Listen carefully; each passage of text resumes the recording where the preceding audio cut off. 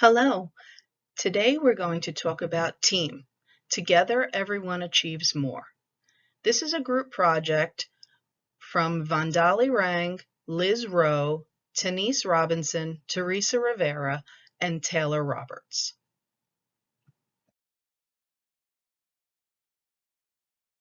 Developing teamwork. Team is a work group that must rely on collaboration if each member is to experience the optimum success and achievement. Teamwork is work done with an understanding and commitment to group goals on the part of the team members.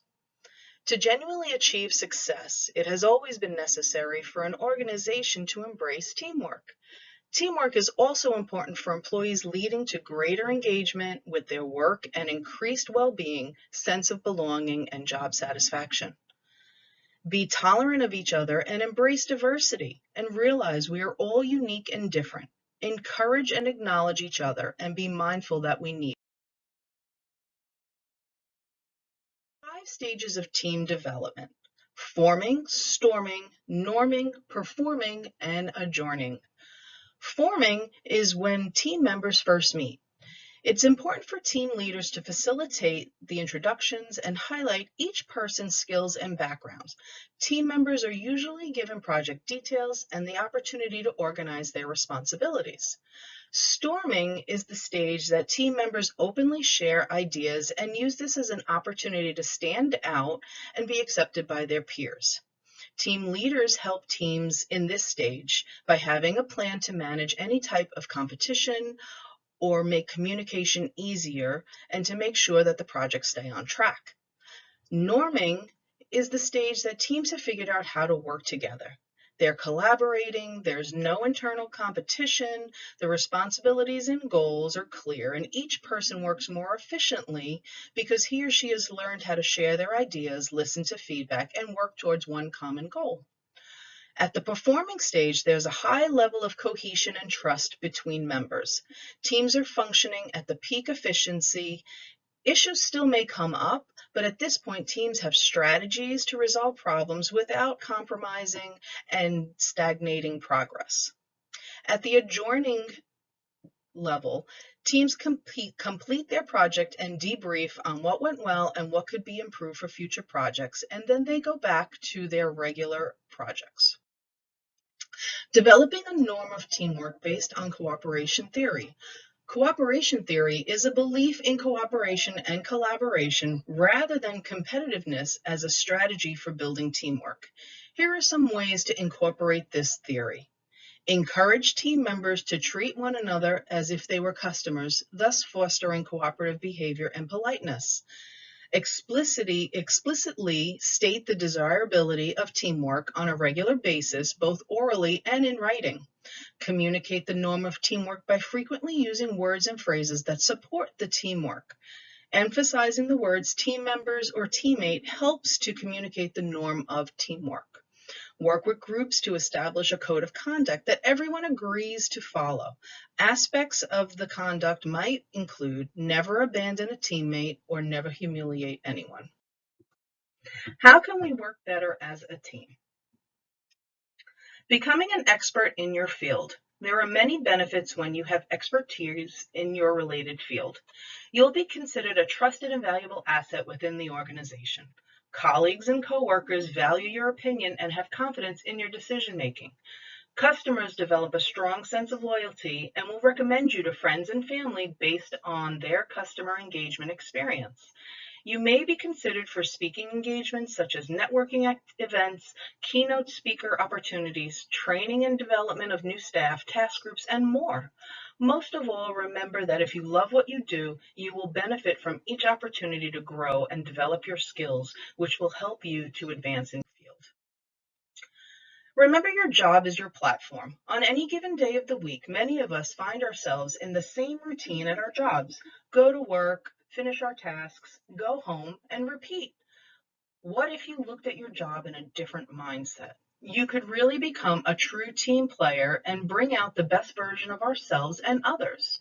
Here are some ways to do that. Think of your job as a platform or even a stage that allows you to be a role model to your colleagues and coworkers. Having this platform allows you to develop your communication and facilitation skills. If you will offer the opportunity to speak in front of a group, make sure you embrace it. This great opportunity will help you grow and develop these necessary leadership skills and earn the respect from your audience. Being a servant leader is one of the most admired forms of leadership. Being a genuine team player and working with your employees helps to develop that team environment. It is better to take credit for a job well done as an entire team rather than as the one in charge. Be a mentor to your team. Lead by example. Perception is everything. Your job is more than something you go to every day. It is a platform of opportunity, so be sure to embrace it. The tedium, pain, and insecurity about being mediocre. Achieving a role of status is not an easy task. Everyone struggles at one point or another with work performance, achievements, just being another body, and not making a difference. What can you do to stand out and make an impact? If you embrace an approach of self-leadership, it is one of the best ways one can move beyond mediocrity. It will allow you to become the person you are meant to be, especially when it comes to working as a team.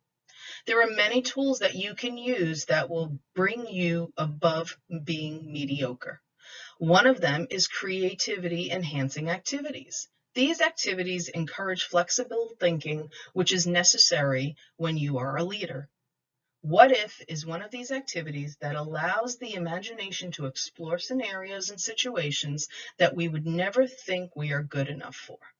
This may be the stepping stone that brings someone from good to great. If you want it, never stop trying.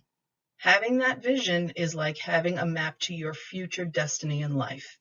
When one has a vision for their life, no matter how hard it may seem, it is achievable.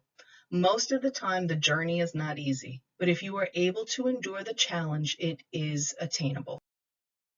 Make sure you stay alert to opportunities. Being mediocre is an emotional state of mind which is a result of self-proclaimed failures and lack of motivation. Remember, you do not have to settle for mediocre. You can do great things if you believe in yourself. Just imagine going into work and your supervisor or manager is pouring affirmations of how great you are and how good your work is. This would not only boost your own morale, but it will also energize the team. If you stay alert to opportunities, no matter how big or small, this will allow you to take another stepping stone in your personal development. Dubin states a key characteristic of creative leaders is that they can spot opportunities that other people overlook. Learning to spot opportunities that can be just right for you is the perfect way to break away from mediocrity. If you show initiative for even the smallest opportunity, it allows you to shine bright and show your supervisors what a great job you can do if given the chance. This small step will not only start to build your confidence, but allow you to be noticed for the other opportunities, career advancements, and more. You do not have to be mediocre. Mediocrity can be conquered. You just need to be willing to put in the time, energy, and work to move beyond it into greatness. Have a proactive personality. Leadership is often perceived as taking initiative. Having initiative means that you are the one to step up and make a difference. If a situation arises, someone that is proactive will look at the big picture, as well as the different options before making a decision. As a leader with a proactive personality, you are always seeking out new ways to make things better. If you attend a conference or read a motivational book, you are immediately thinking of ways to implement the new strategies or ideas. By applying this approach to your leadership style, you will tend to set goals for the team, which will help them become proactive and forward thinkers as well. Always remember, the best way to handle any situation is to be proactive, not reactive. Employee engagement. Employee engagement is one of the most used words in the industry. When leaders apply motivation and coaching techniques, it is proven to get positive reactions from employees, and it motivates them to become excited about working for the organization. Being an engaged employee is reflected in the willingness and loyalty to the team and the company. These are the types of employees that are invested because they believe in the mission and they have 100% buy-in to the company. A key link between leadership, motivation, and coaching techniques and engagement is that leaders need to use motivation and coaching techniques to help keep employees engaged.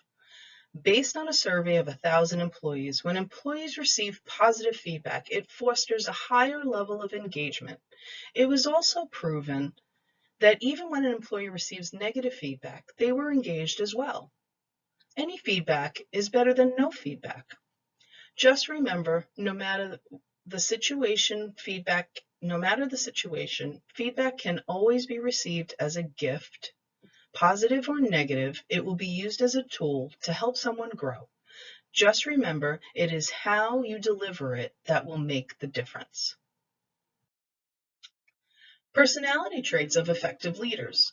Leadership characteristics are classified into 3 broad categories: personality traits, motives, cognitive factors. We use these categories as guides, but they are not definitive categories. However, it is conclusive that to be an effective leader, you must be made of the right stuff, which includes a variety of these characteristics. Today, we will focus on personality traits. When you are in a leadership role, you are not only responsible for the tasks at hand, but you are also responsible for developing your staff into a cohesive team. Each member on your team will also have different personality traits, and as an effective leader, you will need to learn the best ways to relate to them. Effective leaders will be able to apply their own traits to each member of their team to help them achieve greatness.